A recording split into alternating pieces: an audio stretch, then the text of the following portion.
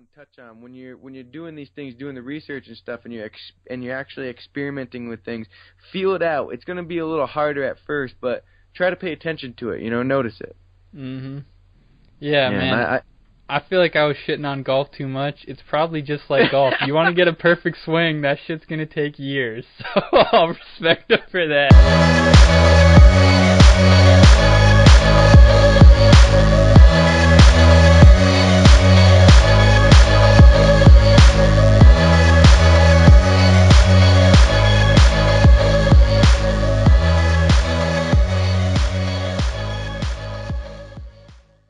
GMV, episode 64. I'm Luke.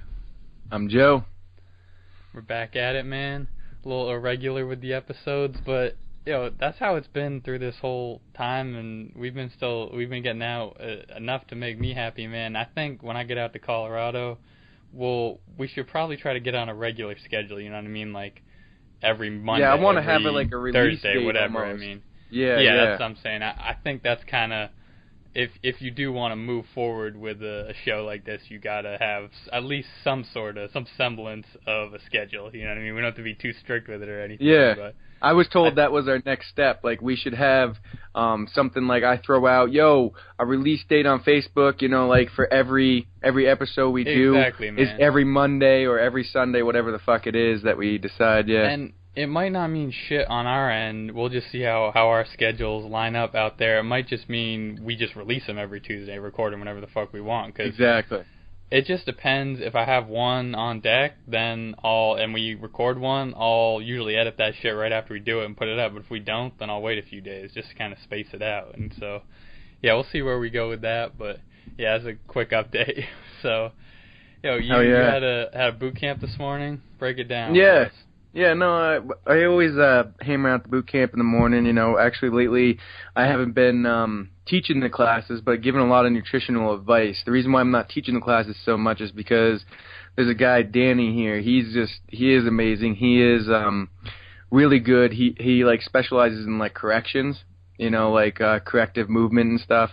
And he's been doing it for 12 years. So like, this guy's just good, man. He can just like see somebody across the room, run over there, and be like, "You just tweak this, tweak that," and that's the thing. It doesn't matter. It's pretty amazing. It doesn't matter if you're a chiropractor, personal trainer, fucking doctor, whatever. If you're working with any kind of performance trainer, like the physical body, really, you got to be able to correct those imbalances and stuff. And that's the kind of thing I'd love to get better at, man. Like, I'm pretty adept at doing it for myself at this point, and like I can point out obvious stuff. I could help someone with like a squat or a pull-up, the movements that anyone who's worked out as long as you can are pretty familiar with. But that shit's it's a exact science to be able to really isolate the little things like it's an art, man. Yeah, it's an art to be able to just like scientific call art, out different yeah, it definitely is. I mean, I get a little frustrated because like I'm like, shit, why didn't I know that mod?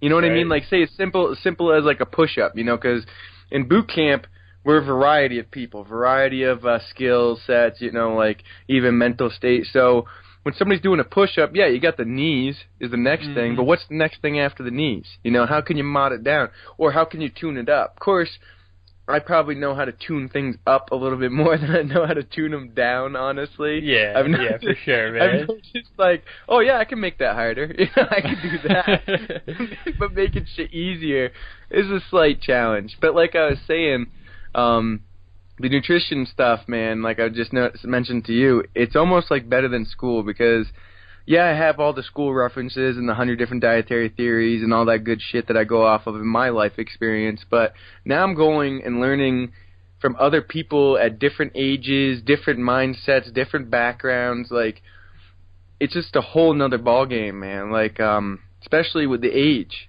Older, especially because I work with a lot of women, older women and stuff, it's real hard to find that good nutrition diet or way of eating for them, because for one thing, you got a lot of things that are blocking mentality and just the drive to do it, but then much less your body, the female body, the hormones totally different, things go out of whack.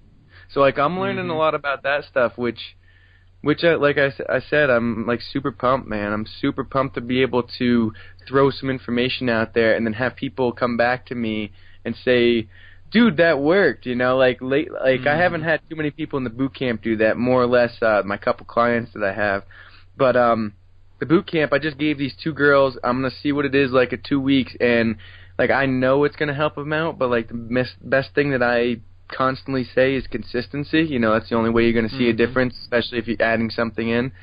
And I'm pumped, man. I'm pumped to hear them. I know they're going to say something great, like they're losing weight now. Because a lot of them find that they eat their normal habit, then they start fucking working out and putting it in hardcore. They're not losing any weight. And that's probably because you're not adding anything for your body to recover. You're not adding any energy. Your body's into this scarce mode where it's like, oh, fuck, man, I'm not going to get any nutrition. And most people, honestly, don't, like, they have like a 15-hour window they're not eating. Okay, that's like fasting every day. Your body can't, when you're working hard and stuff. Dude, I would kind of disagree with that. You think most people go 15 hours every day without eating? What I'm seeing here, no, not most people. I'm just saying the people that I'm seeing. Just these couple, because I'm saying specifically talked to an older woman lately, and she's like, oh, she eats when she gets going in the morning around 10, and then she's done around 5. That's not a long enough period. She constantly does that. Her body's in this scarce mode that is never going to have enough. Dude, I gotta be honest. Yeah, I don't totally agree with that. I see the opposite problem. And I know you're talking specifics on them, but most people eat pretty much when they wake up. Maybe not like right rolling out of bed, but most people get up and eat some kind of breakfast, whatever it is, even if it's something in your coffee or tea, sugar and cream and that shit, and eat most of the day. And this is just kind of the way I've been looking at it from the health experts I really like, and that's like Mark Sisson, Rob Wolf. Both of them have been on Rogan. One of my favorite guys, he got a great podcast, Ben Greenfield, and dude, I was so hyped. He was on Rogan this week. Super nerdy with really? It, so not for everyone, but yeah, he just goes ridiculously in depth in all kinds of nutrition. He's heavy on the performance athletic side of things too.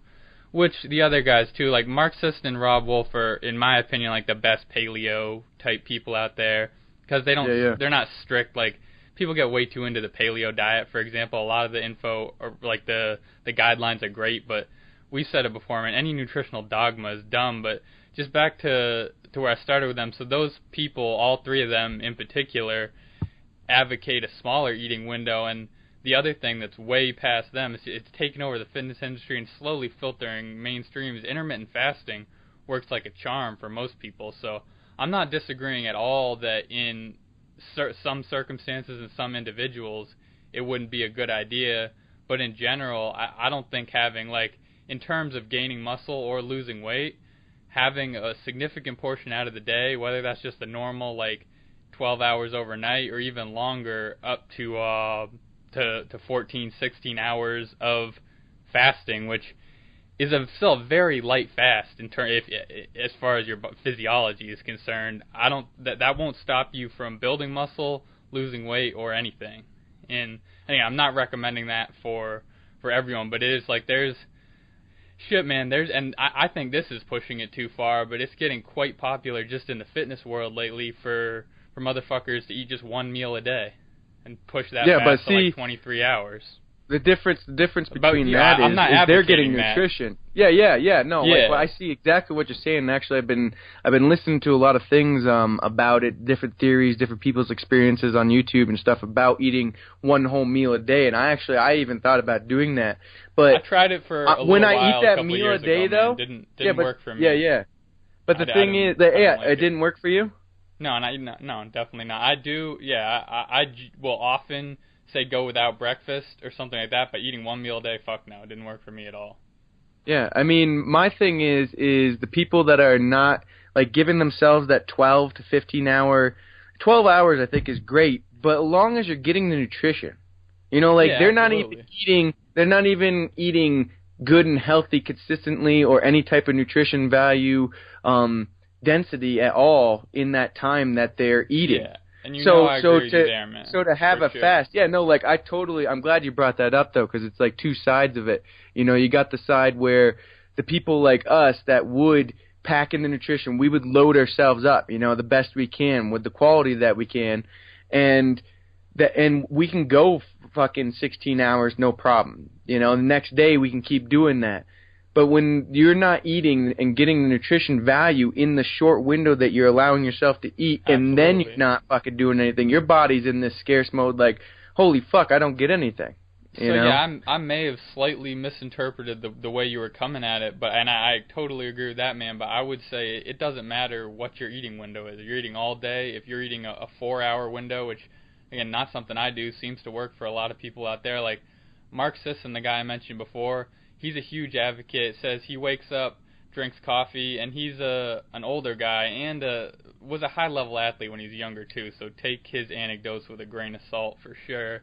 But usually won't eat till noon to 2, eat a meal, and then eat a big dinner later on. That style, and that's very popular along with the paleo-type framework, works for a ton of people. But, of course, it's about getting the nutrition, and it doesn't. The meal timing does have its applications, especially for people who are really trying to push their athletic performance and, in some ways, mental performance in a different lane. But just getting in the nutrients, that's one of the best things. I don't know how familiar you are with this, man, but probably, right, man, it really started popping up right about when we would have been graduating from high school, like 2008, 2010, around there. At least that's when I became aware of it. But the whole if it fits your macro type dieting, which totally comes with its pros and cons, but I think one of the most important things that has resulted in that is that it did show that meal timing, in terms of body composition and gaining and losing muscle, really doesn't matter as long as you get enough protein, enough carbs, and enough fats. And another thing I think you said that's important is I definitely, and I'm by no means any kind of expert in female nutrition, but it does seem a lot more difficult to really fine-tune it for women, and especially older ones, because the carbs go too low. It seems like they're more likely to get a fucked up thyroid or something. The fat goes too low, the hormones go all out of whack. I've just heard that in so many different interviews and shit. So yeah, it definitely. There's so many women out there with thyroid issues. It's crazy. Like I had no clue until I started talking to these girls, and I'm like, from what I hear, it's a normal thing. Yeah, no, like I'm no expert or anything either. I'm just experiencing this firsthand. So I definitely get the same feeling that you're coming with there, man. And compared to, say, like a younger guy, like either one of us, we can push the extremes pretty far, and I've done it many times. So if you, like, try a fucking keto diet, even if maybe that's not the best diet for you, it might jack your cholesterol up or triglycerides or some shit, you're still going to do all right, just push through it. Like you said, it's easy for people like us to just up the intensity and just, go through it, but it's a totally different ballgame if you really do, like, shut down your thyroid hormone production or some shit, and you're a 50-year-old woman. So that's an important point, man. But another or even thing, if you're just starting out at 50, I mean, I give it to them. I mean, get it in for sure, and it's never too late to start. But some of these people coming in at 50, thinking like even older that never have worked out, they're like. I'm going to hammer this shit, and then they're wondering about all of these issues, because they never experienced anything such as, like, nutrition deficiency because they never did anything with their body that would actually bring it up. Yep. You know what I mean? Like, literally, that's what I'm finding. Like, I get in a little more depth than everybody else. I kind of try to get to know them a little bit more, and usually what I end up finding out is a lot of mental state and all that good stuff. But it's just that they never stress their body out or put it into a state where it'd be like, oh shit, I need to recover or I need energy or anything like that. Like that amazes me. It's cool and it's great, and I can't give enough support for getting in there. But you gotta start doing the research if you're starting out and you're that age. You know what I mean? Honestly, Absolutely. like some of them are on their way to hurting themselves, and they asked just before. Like if they kept doing it clearly 2 or 3 weeks down the road, they were almost going to just end up passing out, blacking out, because like their sugar levels, whatever it was just, it's crazy stuff to me. So I suggest to anybody that's like 50 and older that's going to start working out for the first time in life, do a little research for sure. For sure, man. And I'm always saying, even to people younger, starting slow and working up is better anyway. I've seen it so many fucking times. People, I want a gym routine and a diet. I want to lose all this weight, look good for the summer, whatever. So I'm going to hit the gym 6 days a week. I'm going to go on this diet. It never fucking works. Like, start going 3 days a week. And in terms of the diet approach, and this is more recent for me, I wouldn't have said this before. I used to think that, like, a total overhaul was a a good thing because it would work for someone like me. It doesn't work for most people. You're not, because it works for me because I'm interested in nutrition. I like tweaking that shit in a weird way. It's fucking fun for me. For most people, and this Same here. It's fucking I know, weird. like for someone like us, and there are a lot of other people too, you know, in the fitness and health worlds that like to do the same thing. It's kind of like a hobby and shit. But for the average person who just wants those results, I loved an approach I heard from the Mind Pump guys a while back. Man, they start out. They just add things in. So you just start saying, you don't, at the first couple weeks, don't say cut anything out of your diet. You know they're eating shit food, burgers and pizza and all that. Don't tell them to cut anything out because that's too dramatic of a change. Just say, I want you to include a big serving of greens every day and this much water. That's it, because if they drink that much water, at the very least, everyone has a limit on their thirst. So even if they're still drinking sodas and iced teas and other bullshit, they're not going to drink as much. And of course you're gonna phase that shit out down the line, but it's not always the best thing to just say, like, cut all the sugar cold turkey. It's just not going to work. I mean, shit, we have a mutual friend who worked out with us. We tried to get him to do that many times. Did it ever work, man? Not once.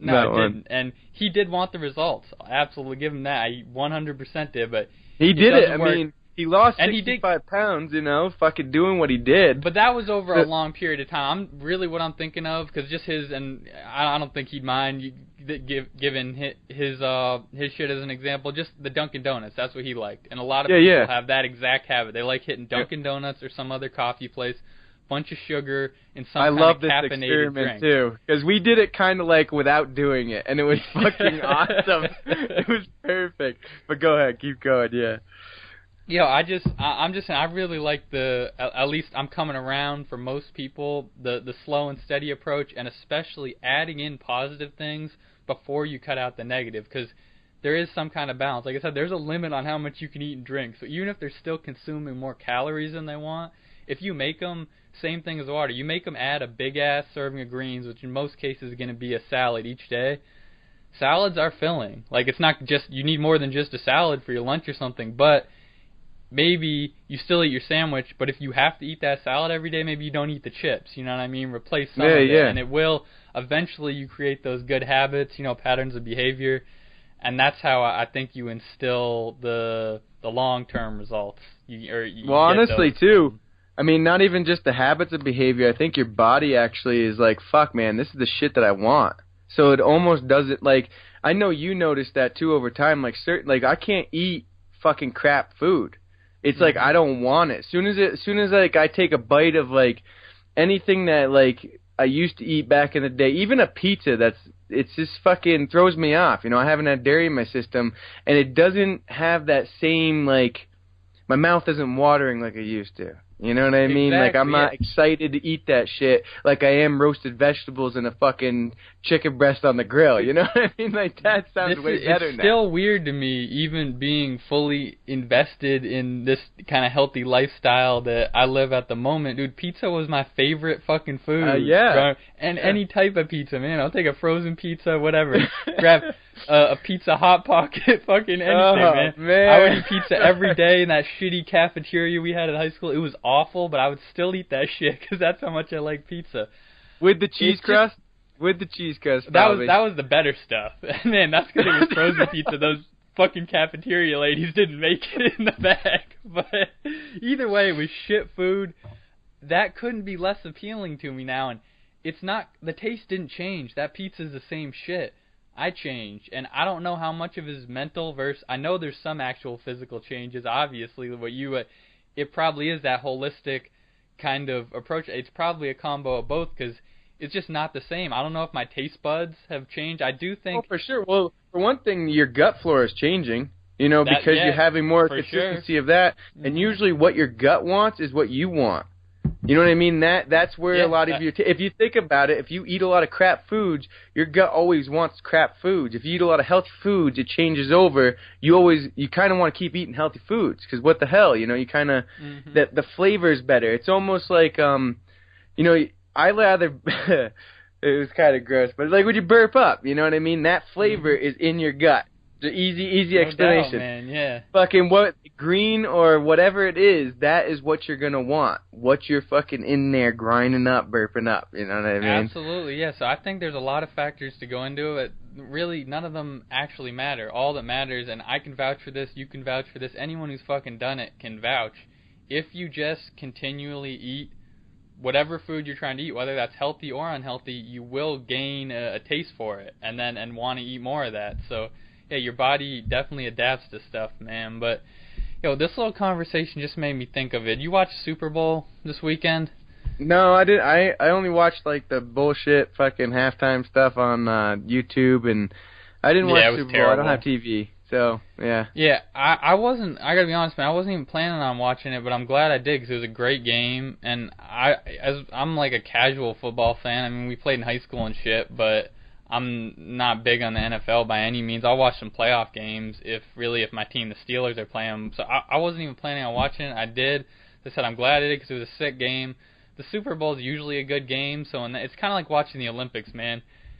You are never going to catch me any other time ever watching swimming unless it's the Olympics and like Michael Phelps is winning gold medal for the U.S. You know what I mean? I'm never just going to casually watch a swimming event. That's true. Honestly, same with track, with a lot of the events. I'll watch the fuck out of those in the Olympics. So back to the Super Bowl, though. One thing, and it always gets me because I don't watch a whole lot of TV either, but especially it's been nagging me the last few years because almost anything I'm going to watch on TV is going to be a sporting event. I prefer basketball even over football, so a lot of NBA and a little bit of college if I had to take my pick. Guaranteed, any high-profile game, the Super Bowl is the fucking worst, man. They have either actors, some famous people, and almost always athletes themselves sitting there with like a Coke or Doritos or whatever the shitty sponsor is. And I'm like, are you fucking kidding me? Even if that athlete in question is dumb enough to eat that shit, it's clearly not a good thing for him being at his best performance. So what the fuck are you promoting? Like when you take whoever it is, what do you take Tom Brady and have him, I don't know if he's sponsored by Coke, but we'll just say it's Coke or Pepsi or whatever, one of the big companies, sitting there with a Pepsi, and it's what they're trying to do. Obviously, think about the little kid who's a Tom Brady fan, he loves the Patriots. Oh, Tom Brady drinks Pepsi and he's one of the best football players of this generation. Dude, it's such a shady fucking thing to do. I know. So it gets so me every bullshit. time just how much garbage they push during sporting events. And fuck, I know most people watching aren't almost all of us watching are not trying to emulate them directly, but still, like, it's so easy to push a positive message through people like that, through pro athletes that so many kids look up to, and instead they just push this garbage, man. So yeah, that kills me, because then what you end up with is when they're 30, 40, 50, got someone like you trying to break those habits and flip their nutrition around. And really, you're starting at square one with the most basic shit. Like, don't have a fucking shitload of sugar in your coffee as soon as you wake up every morning for 20 years. Like, that will fuck you up. So. Dude, I've had like a little bit of prediction that I've been coming up with just about that. I mean, it's funny that you talk about it, and I've been thinking about it, especially listening to like Gary Vee and stuff, and like.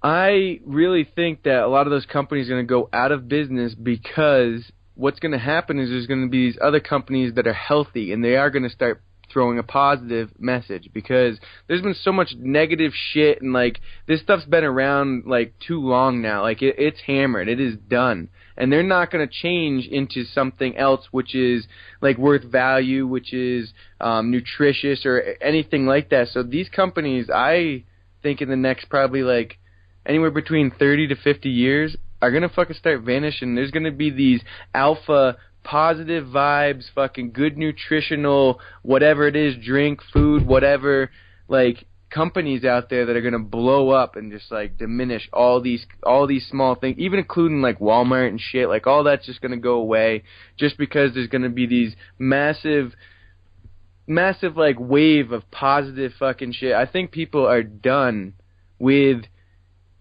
Well, like, majority of people, like, it's over every year. I feel like there's more and more people, like, that want to be healthier, want to have it be easier, and it's not easier because of shit like you just fucking said there on the fucking Super Bowl. There's things and working like against they them. got, why is Coca-Cola cheaper than a fucking gallon jug of water? A liter of Coke was on sale and it was cheaper than the fucking gallon jug of water. Crazy, you know what man. I mean? Like, what in the hell is that shit? No wonder it's so fucking hard for people to make the decision. It's almost, I'll drink that. It has flavor and it's cheaper. Shit. You know what I mean? I just feel like people are going to get sick of it, just like they're sick of Western medicine. People are going to start fucking switching over. I think it's just a matter of time.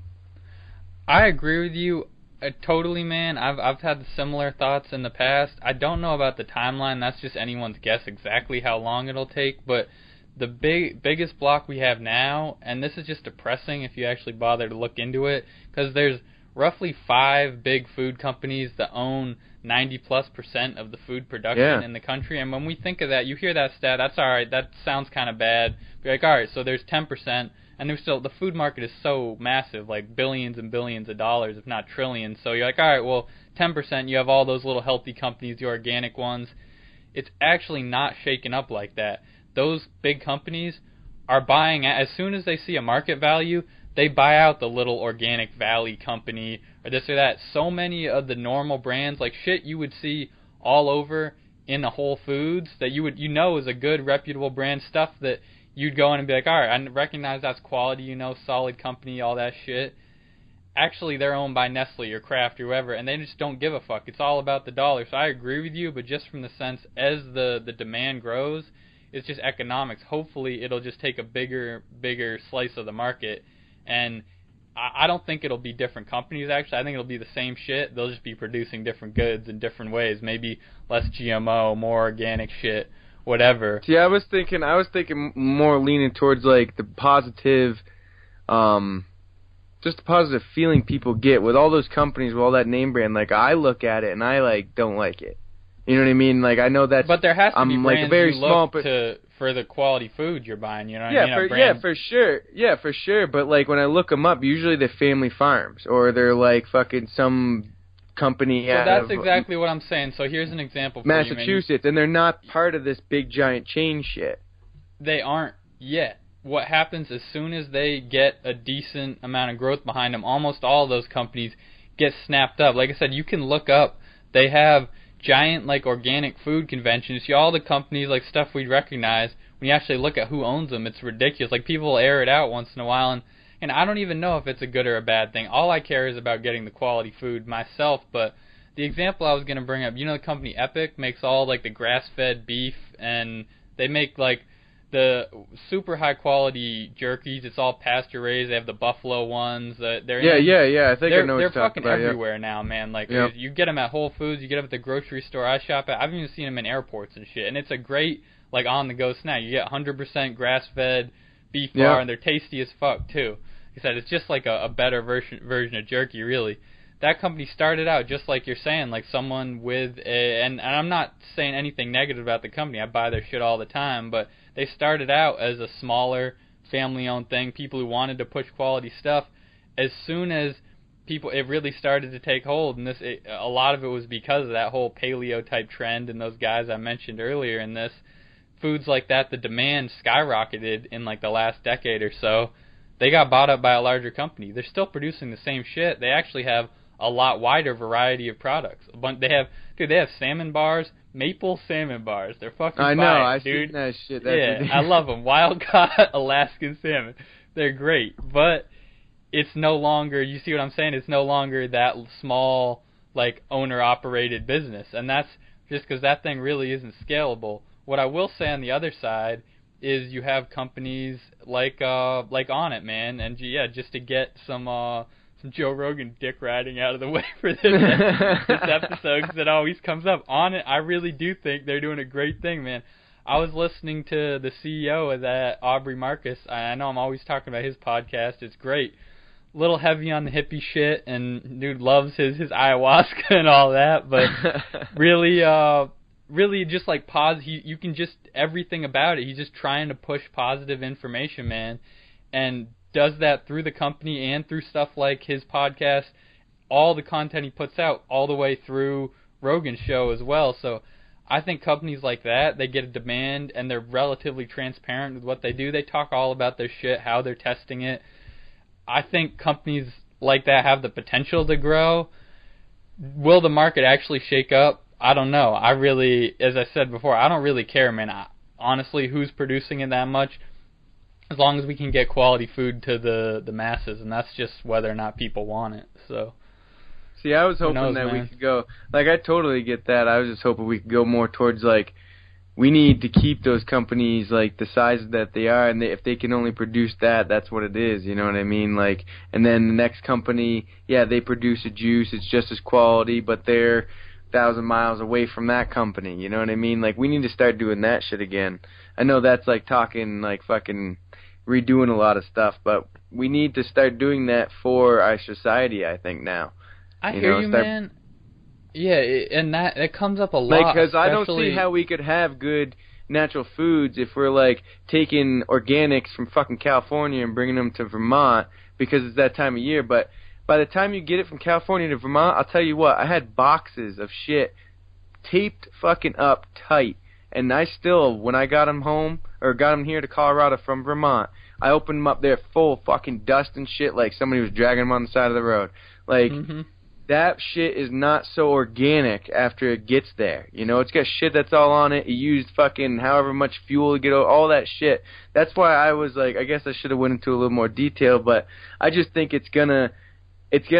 we might even be somewhat forced into it. I don't know what the time period that would be, but we might be forced into having it like that. You know, having our food sources be closer, eating more of what we can grow in our local areas and stuff. Dude, you're dead on. Like, I worked at a Trader Joe's when I was in school, and I unloaded the truck, man. Stuff shipped from all over the world. Avocados, the greens all came from California, all that, and I saw exactly what you're saying. It's spot on. But the other side of it is, like, I just go back, I'm always looking at it from the economic framework, because that's really what is going to drive any of this change. And for anyone who doesn't believe that, I mean, just look at how anything changes. There's got to be dollars behind it, and especially if it comes down to big corporations and government like that, that is what'll drive it. And it can come from an honest place, like people just wanting healthy food. That's a demand that, again, equals those dollars, and that's what shakes it up and actually splits up the market however it will. But I've heard a lot of people echo exactly what you said, that having a smaller local farms is obviously a much more sustainable way to go. And I gotta say, I want to agree with that too, and I think it initially sounds much better. Like, I kind of laugh at myself a lot, man, because I get half my food from, like, all local farms. I get meat right from my best friend's farm. All the vegetables, I know most of the farms they come from. Then the other half of the food, it's fucking shit from across the country, man. It might be like coconut oil coming from Thailand or who fucking knows what. And that's where I don't think, at least currently, I don't see how. I think more and more stuff, the more stuff that can be supplied locally, the better. Just cuts down the transportation costs, it's fresher, all that. But like one of the things I just mentioned, man, like, I don't know if you use coconut oil yourself. I use a lot of it. I ain't growing coconuts in New England. And a lot of, like, avocados, lemons, whatever, just anything. So, and along with how any goods get sold, we have a world economy now, so I think it's just a balance between those two. Like, it really does sound nice. Like, shit, what if we could, for each little community, you could grow all your stuff in-house, everything you needed? That would be amazing, but that's such a drastic shift. I don't even know how you begin to approach it, man. The only way I see that shit happening is if we start sending motherfuckers to Mars, making little colonies there, and they have to grow all their own shit. You know, like, start from scratch, because where we are now, you know what I'm saying? You would have to think about it just where we're at in Vermont. If you just ate food that was produced locally right around here, you'd probably be healthy as fuck, man. You could get some raw milk straight off the farm, all your vegetables and everything, all the meat. You'd be eating for the season, too, so you'd be fucking more efficient. You know, your immunity system be great, man. I think the name for it is locavore. They call that or there's probably different names for just eating food that mainly comes from, like, around where you live. But personally, I don't know anyone who fucking does that. I'm sure there are a few people here and there who do something of that, and I don't know anyone, even right here. And there's a lot of health conscious, hippie type, organic eating motherfuckers around here. I don't know anyone who just eats local food. So yeah, I hear you. That would be that vision would be great. I just don't know without totally start from scratch. I don't know how it would ever actually be put in place. You know? Yeah, I mean, I know we can kill this, but I think one way would be if we can stop trying to invent self-driving trucks and just invent a fucking greenhouse that will grow coconut trees, and then you can have them everywhere. You know, and then it doesn't have to run off so much energy. You don't need to have it out on the fucking road. So we could have these trucks that don't hover and drive themselves, and a coconut growing fucking greenhouse, you know, in New England during winter or whatever, you know. Or we could stick with the trucks, I guess.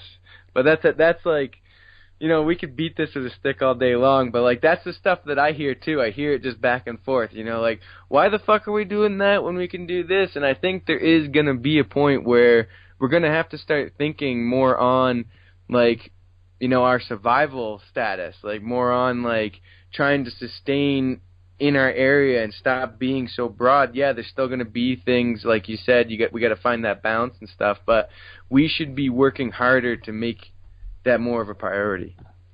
Yeah, and I am with you. I think it would only be a positive to try to get more stuff locally produced, whether that's large-scale farms outside of cities or small-scale farms in rural places like Vermont. Just maybe even just kind of upgrading the farmers market system. It's like, dude, I love me a good farmers market. Guaranteed you're going to find a hell of a lot of healthy shit. You go through one of those, but I helped my friend that I mentioned before on the farm with set up and sell shit at a lot of farmers markets all around here. No one is going to a farmer's market to go get all their groceries. You're going to get some specialty shit. I mean, for one, it's just going to be more expensive across the board, even getting the exact same locally grown shit at, say, like a co-op or a little local store or something. Yeah, just because that's what a farmer's market is. It's a little trendy thing. I mean, people want to go there, eat lunch, get some weird produce or something that they wouldn't see somewhere else, you know. Maybe get a jar of local honey. It's that kind of shit, like buying little gift type items and stuff, you know, but I don't know, man. I think you could kind of upgrade that system. Like, I first had this idea a couple years ago because I saw a video of a giant market somewhere in India.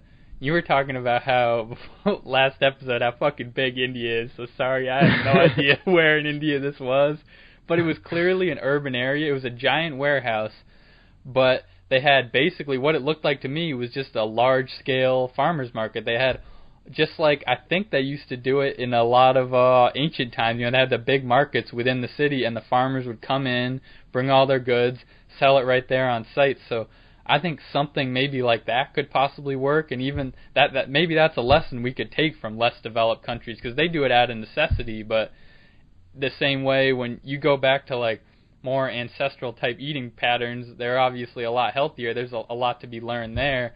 Maybe in actually how the food systems function, there's something to be learned too. Like, as great as it is, if you have to ship some specialty items like coconuts or whatever around the world, that's cool. But if you can grow at least like all the greens very close, you can grow greens damn near anywhere, man. I've never been anywhere in this country at least where you can't grow high quality fucking salad. Do that shit anywhere.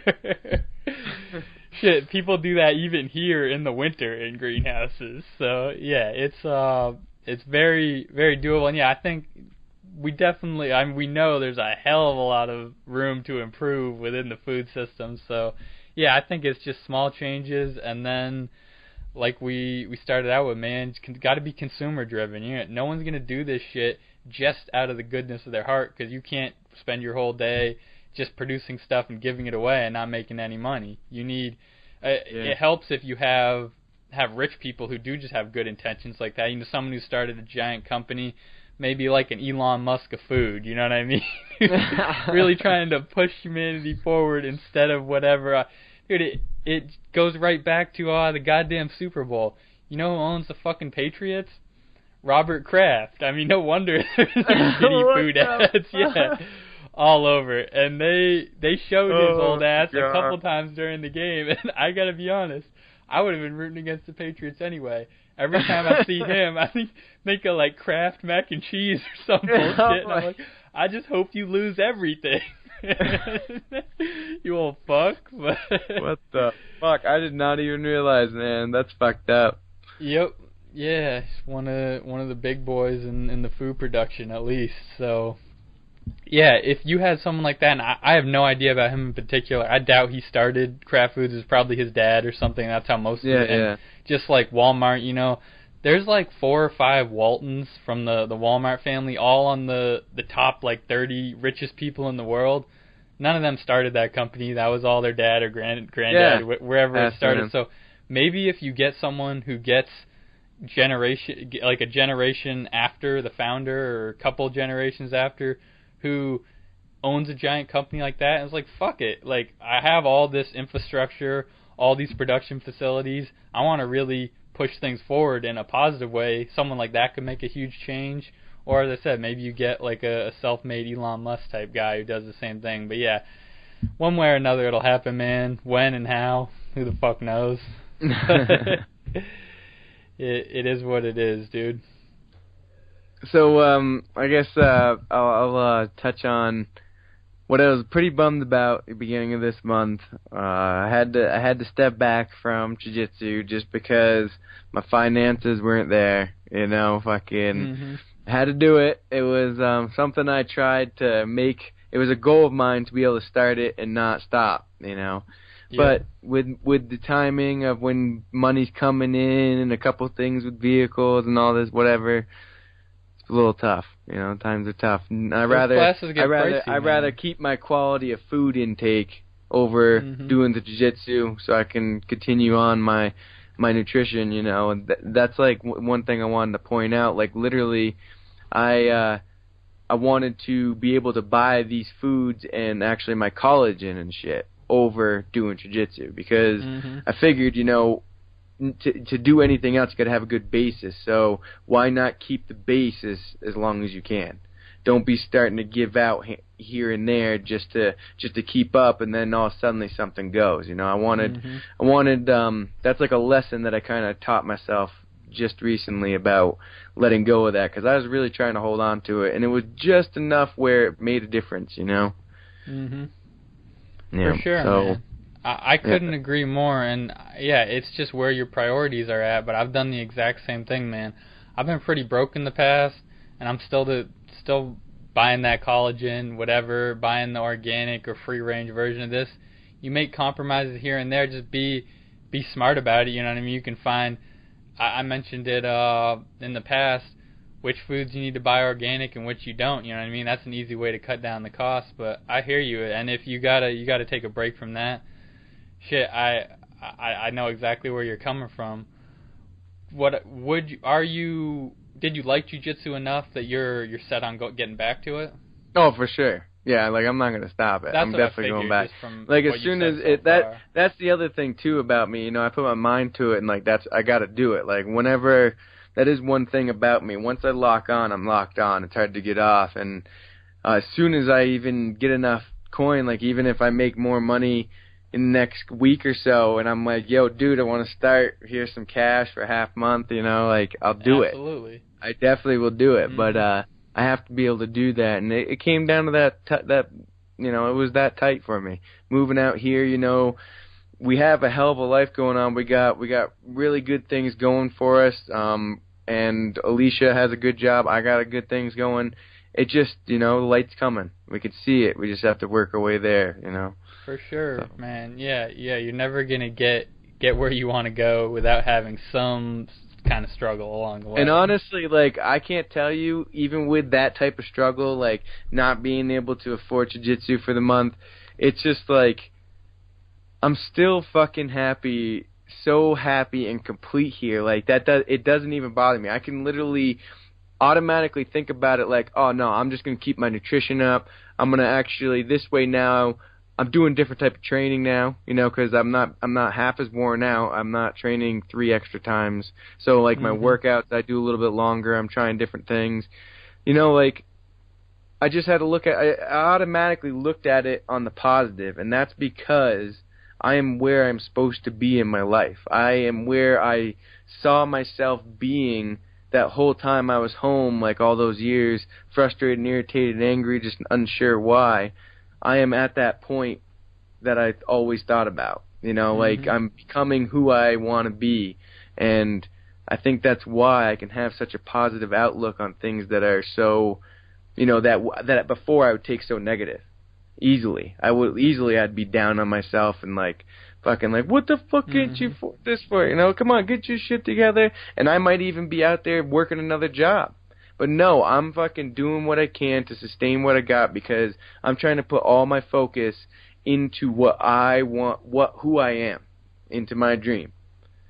I'm not going to let it get buried out there, and I think it's all because I'm doing the right thing. So, absolutely, man. That's great to hear. And the one thing that you can easily still do, because you know you're going to get back to it at one point or the other, structure some of your training around that stuff you know that'll help you when you get back to jiu-jitsu. So when you're... That's exactly what I did. Yeah, of course, man. That's just natural. And like I did the exact same thing. I took a couple months of kickboxing, loved that shit, and then the gym I was at shut down, and I'm like, all right, I would love to keep training this. I'm not gonna drive 2 hours somewhere to go do it. I'm not that kind of into it, but it's definitely something I'll pursue in the future when I have access to a good gym. I can just add stuff into my training now that I know will help, because as being aware of your own body and what it needs to do certain things, when you try a new practice like a martial art or whatever, you know, a new sport, anything, exposes those weak areas. So shit, work on them in the meantime, and it'll just feel that much better, and you'll be making progress even though it feels like you're not. You know what I mean? Because you'll get back to it. Say, shit, well, I have this much more strength or flexibility or whatever in this movement that helps me in these different situations that I didn't have when I started with it. The other side of it is, too, man, especially with fucking jiu-jitsu, and I've never tried to learn any of this myself, and I've seen so many goddamn instructional videos and techniques and all kinds of shit. I bet if you really wanted to, you could learn jiu-jitsu totally on your own. It would probably be a pretty rough form, but I heard in an interview way back, man, it was, I think, guys on a military base in some island, and they just taught themselves from videos. Yeah. And honestly, if I just had somebody to roll with, I would fucking be able to do a lot of that shit too. Like, because you look at the move like 3 or 4 times, then you practice it. Like, that's the biggest thing that I'm missing. Like, that's what I loved about this studio here is, we learn like certain moves, but people come there with moves too, like, yo, dude, I saw this on the internet, let's try it, you know? And, like, man, that's so exciting, man, because, like, for one thing, you know that motherfucker watched it, like, probably 6-10 times anyways, and now he's trying to show you, so you're learning shit, you know, and then we're trying to figure out how we would get out of it, you know what I mean, or whatever. So there's a lot of growth there, not just from learning the jiu-jitsu itself, it's actually the family and stuff, like the people, just is such a positive influence on all that type of growth, on your motor skills, on the way you take in the information, on like your angle of how the work, you know, like me being short-legged but strong, you know, or somebody being tall or what, you know, you can have all those variations just because of that atmosphere, and that's what I like the most. You know, there was a couple other ones that I talked to a couple people that took jiu-jitsu in a different studio. I don't remember the name, but he just was, he said, man, it kind of, he goes, I didn't want to be yelled at all the time. He's like, it was like in there like a drill instructor, like, we had to like bang these out, then we had our workout, and then we rolled with restrictions and like penalties to make sure we were used to practicing in the, you know, during competition. And like I agree with that. If you're doing competition, you know, that's good to practice, but I like fucking just rolling. You know what I mean? Like, say if you got in a scramble out in the fucking, out on the backside of a bar or something, you're not going to be like, you know, whoa, we're out of bounds here, you know, bring back in. Yep.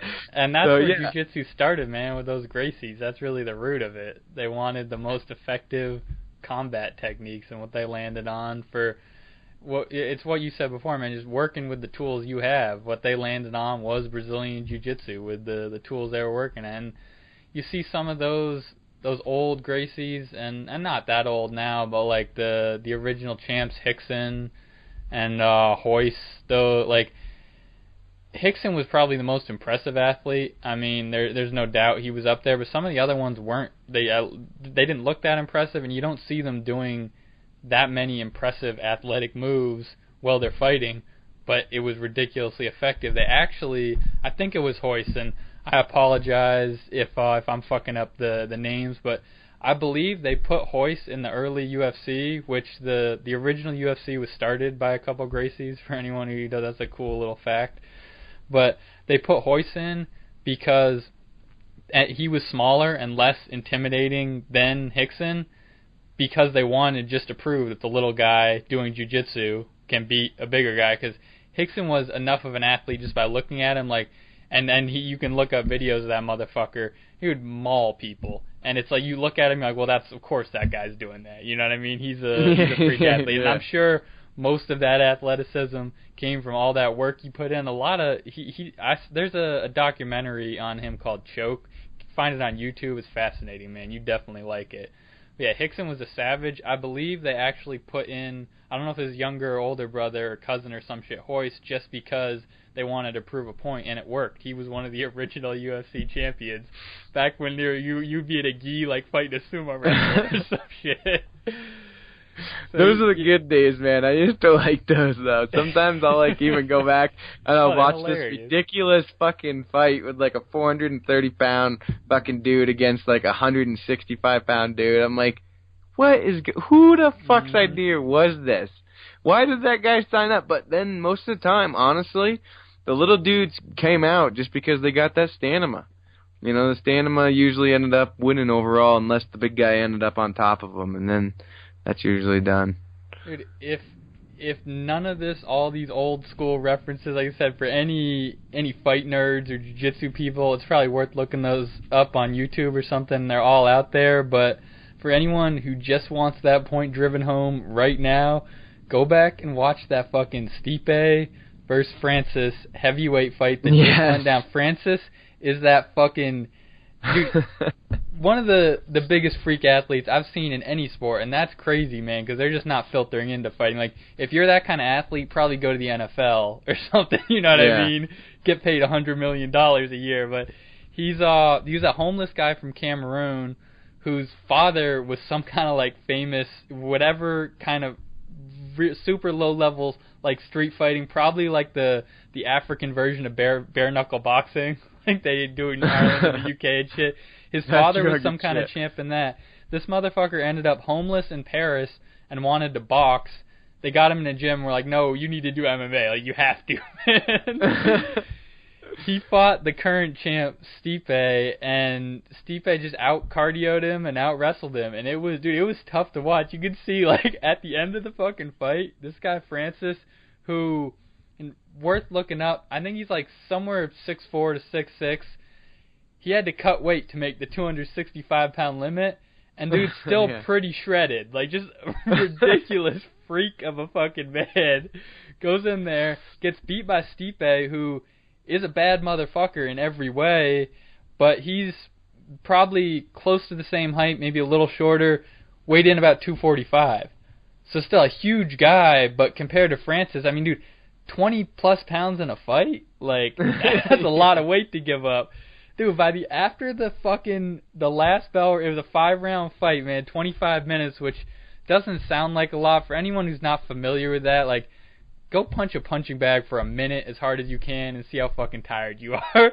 Much less battle like a gigantic guy for 25 minutes. So after that final fucking bell rung, you could tell Francis didn't even give a fuck that he lost. He was just so tired. Like, he's barely standing. Like, really almost not even on his feet because he just got out-hustled so hard, man. So, yeah, that shows it. And, man, if that doesn't prove that the little guy, and then it's fucked up to call the heavyweight world champ the little guy, but he was in that scenario, that proves it, man. So go watch that shit, Stipe versus Francis, man. It was a ridiculous basically cardio war, man. Obviously they're actually fighting, but it was mostly wrestling and fucking cardio. I mean, isn't that what happened to Brock when he lost to who was that Mexican fighter?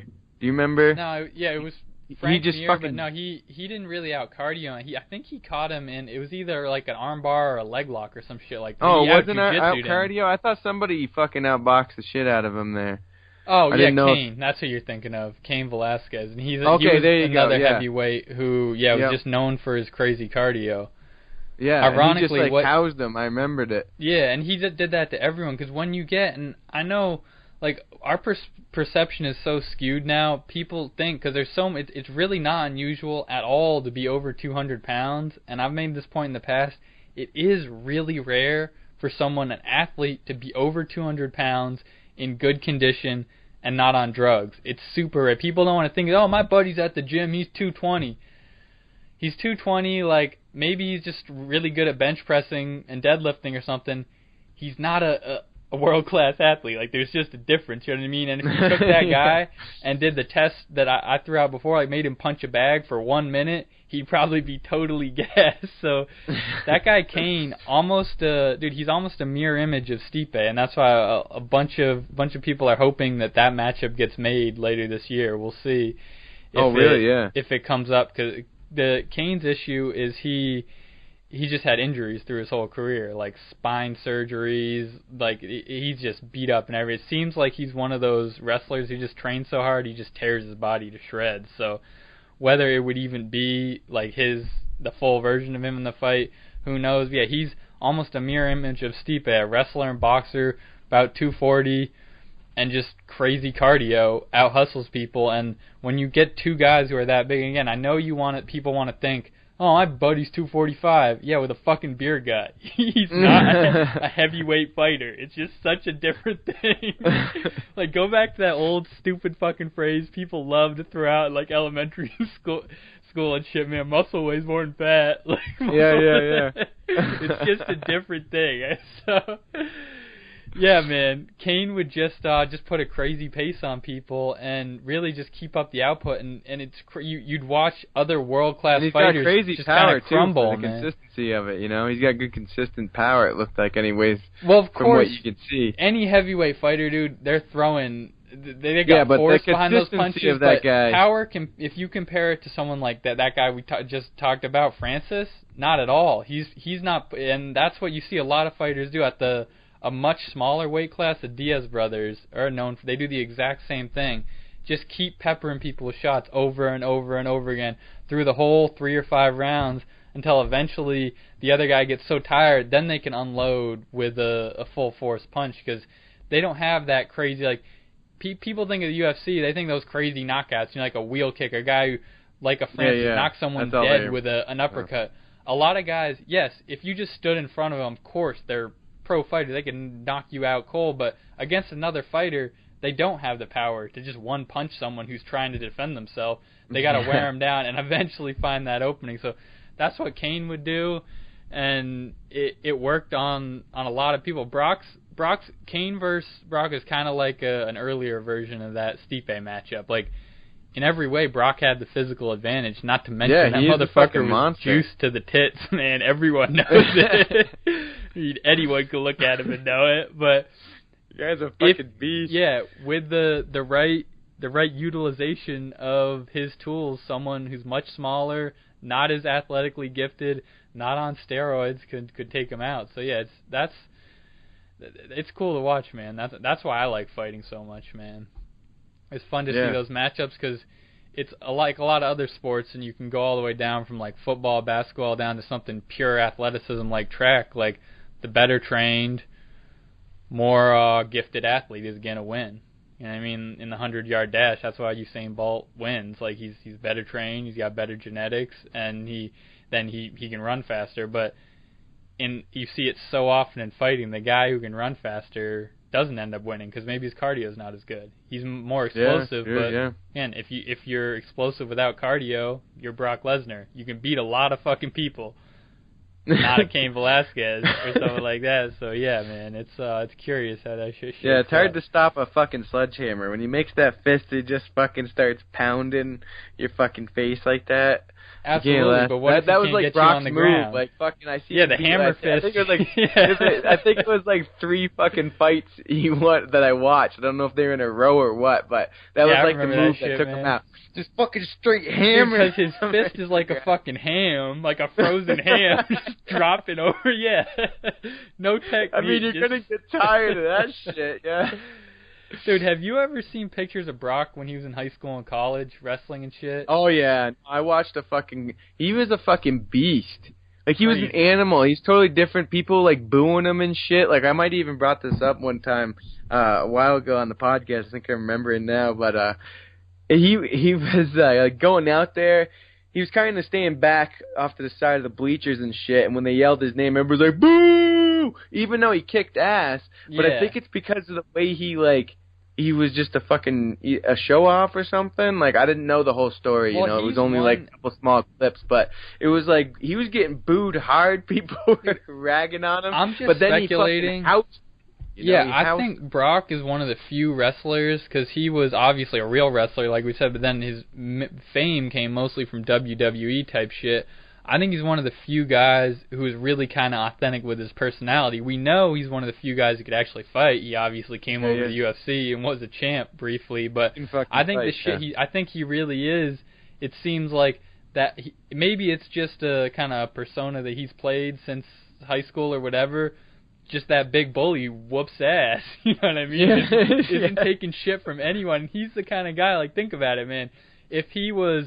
Neither of us wrestled, but we'll flip it to the sport we did play. It was football. You get a big guy like that, and I remember a few of them. Obviously, no Brock Lesnar's in fucking Vermont, but a few big kids who were fucking everyone up on the football field.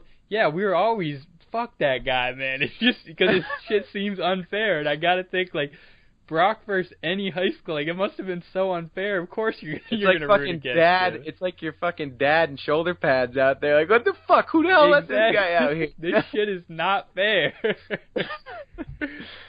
Which, speaking of freaks, dude, I saw that it must have been the guy you were talking about last episode. 7'6", Romanian teenager, 16. Yeah. They're trying to turn him into an NBA prodigy. Who knows if that'll work out? I saw that video. 12. Yeah. He's fucking massive, man. Like, I couldn't imagine being that tall, but honestly, I don't know how he could be a good player and also live, like, a good life. Like, his joints and shit, like, he just don't look like he's growing healthy. He looks like he has some kind of disorder, like some pituitary gland growth hormone type shit. Because, and he kind of walked crooked. Like, he didn't, and... It's so rare to get someone that tall who can still, like, have a decent level of coordination and shit. So yeah, who knows? But I don't know if it was the same video that you saw, man. The one, like I said, it was a Romanian kid, and they brought him over to the States this year to play high school basketball here and groom him for college and the NBA, of course. But I think it was like an ESPN or some other sports site that did this video. So it was kind of produced, like, they had the reporter and did little, like, just a little interest piece on him, asking him questions about Romania and shit. But you could tell, and I hope that kid does make the NBA. I hope he gets paid. I hope all this work he's putting in pays off.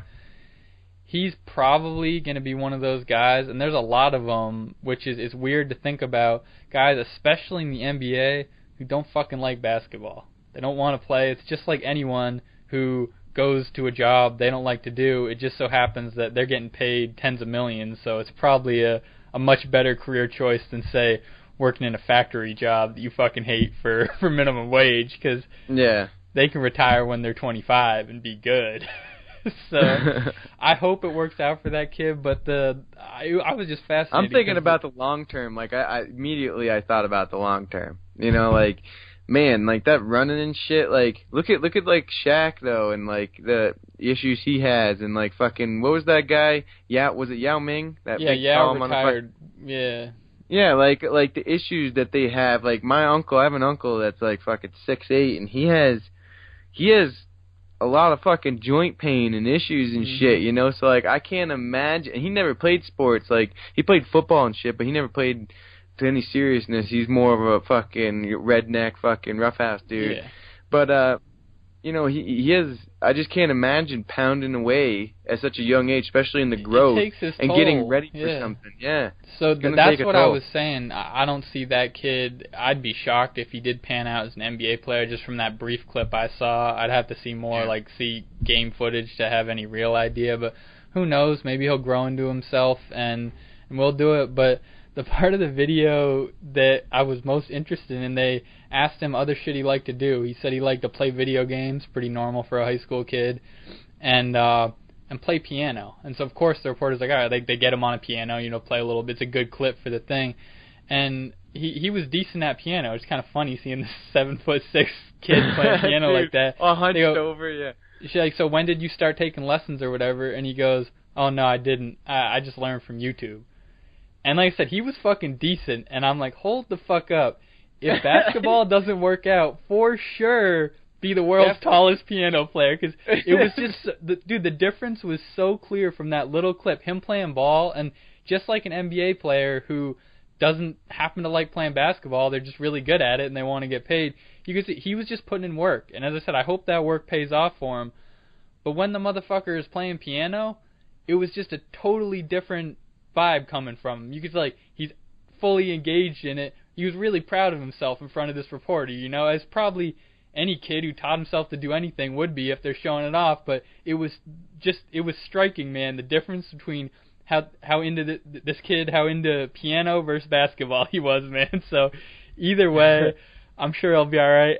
I would tell that kid play more piano, man. At the very least, that coordination will help your touch doing layups and shit. So. And you can do that shit your whole fucking life too. Like piano, you could play fucking old as fuck. You'd be out there, you know. That's why my grandfather, like, one of his things was like get good at golf, you know, because you could play that till you're fucking 70s or whatever. Dude, he's like, that's hilarious, because that's my exact reasoning why I've never wanted to golf.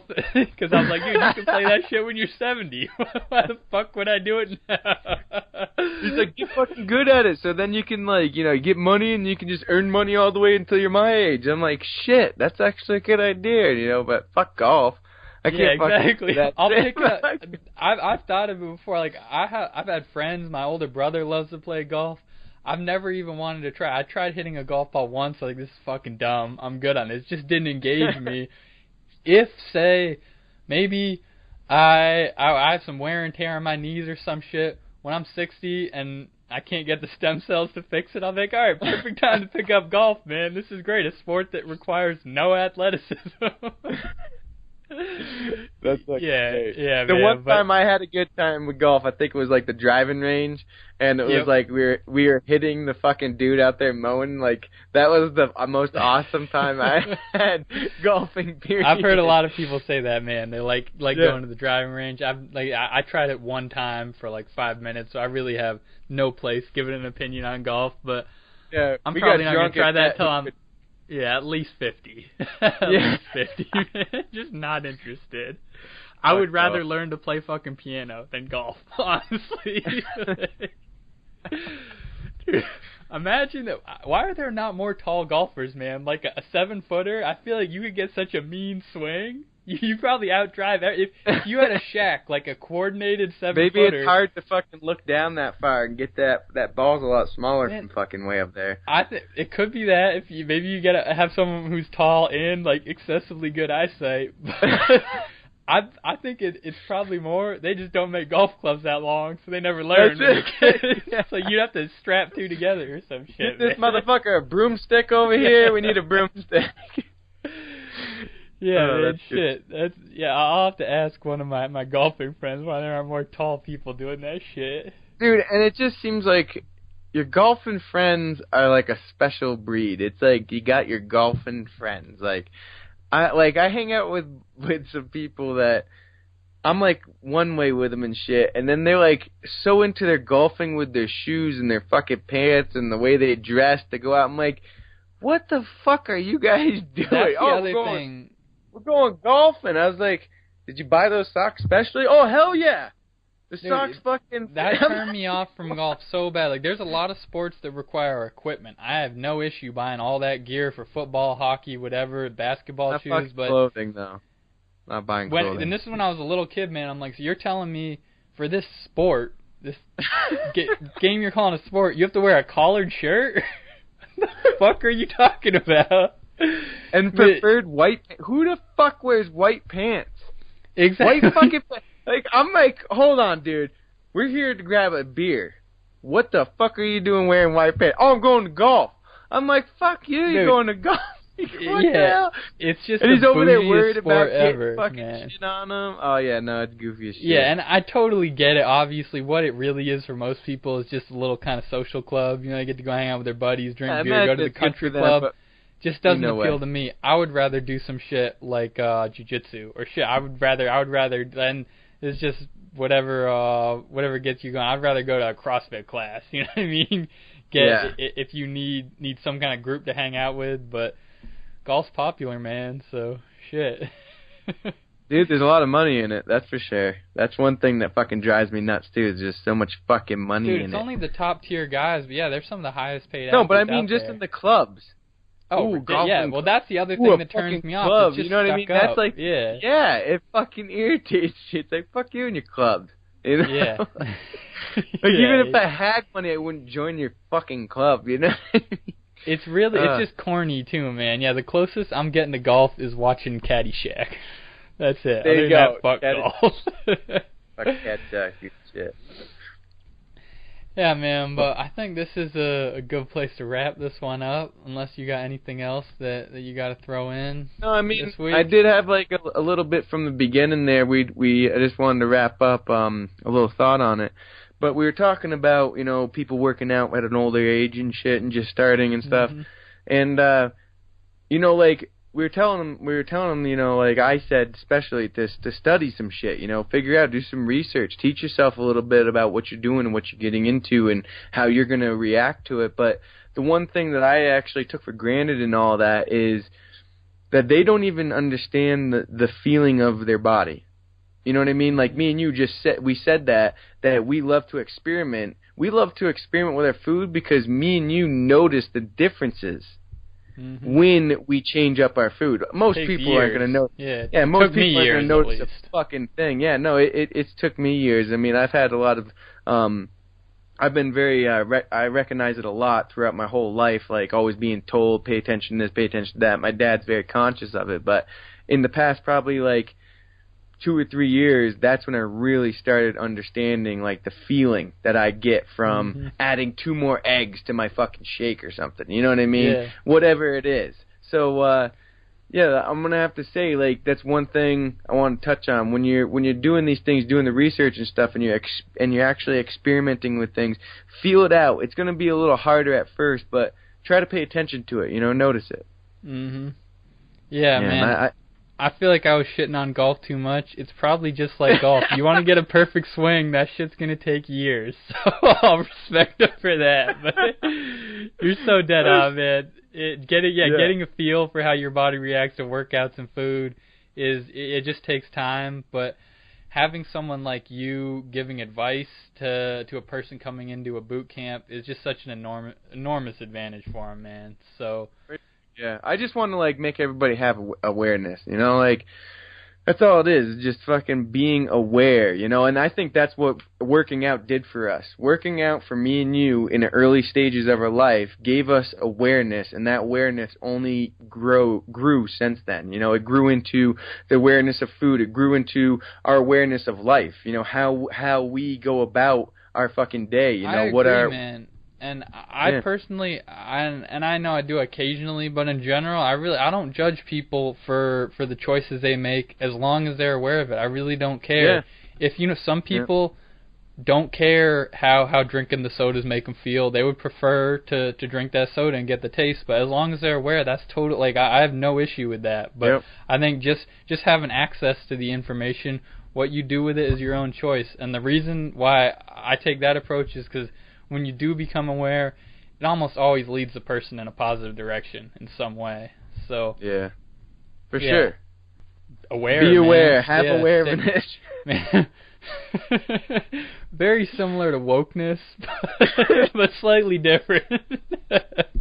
All right, man. So we're Green Mountain Views on Instagram. GMV802@gmail is our email. You're gonna hit us up with anything, comments, questions, reviews, whatever the fuck GMV you want. on Facebook, hit us up. Fucking, I checked that, so let us hear some comments and shit. And YouTube. All that shit. So stay aware. Until next time, we're out of here. Peace.